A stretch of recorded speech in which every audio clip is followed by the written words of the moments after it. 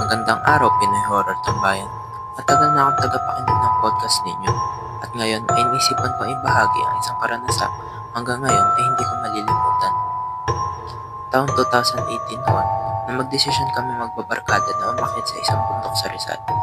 Walang pangalan yung bundok sa mapa pero sinabihan kami ng isang matanda roon na tawagin na lang daw namin itong bundok ng bantay. Natawa pa nga kami noon kasi parang aso lang daw.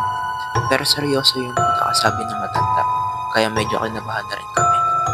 Nag-set up kami ng camp sa isang clearing malapit sa isang malaking puno ng balete. Malamig, tahimik at tila ba masyadong perpekto para sa isang overnight hike. Pero na magdilim na, nagsimula na mag-iba ang lahat. Habang kumakain kami, napansin namin na parang may mga matang nakatingin mula sa kakahuyan. Nung una, inisip naming hayop lang o baka usisero lang na tao. Pero napansin namin hindi gumagalaw yung mga mata.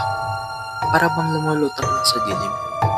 Isa sa mga kasama namin, si Mark, biglang tumayo at parang nawala sa sarili. Naglakad siya sa palayo sa camp, papunta sa makapal na bahagi ng gubat. Sinundan namin siya agad at doon na namin nakita. May mga nakapalibot sa kanyang mga nilalang na hindi ko maipaliwanag. Matangkad, mapuputla, ang balat. May mga mahabang buhok at dilat na dilat ang mga mata. Hindi sila mukhang tao. Isa sa kanila, tumapit kay Mark at bulong ng bulong habang hawak ang kanyang noo. Bigla siyang bumagsak. Paglapit namin, wala na siyang malay. Binalikan namin siya sa camp at doon na namin inabutan ang matandang nagbabal sa amin. Sabi ko sa inyo, may pantay ang bundok. Hindi lahat ng lugar pwedeng tapakan kung hindi ka humingi ng pahintulot. Nagising si Mark kinabukasan, pero hindi na siya katulad ng dati. Tahimik na, laging tulala, at ayon sa pamilya niya, tuwing gabi, nagsasalita siya ng lingwahe wala namang may alam.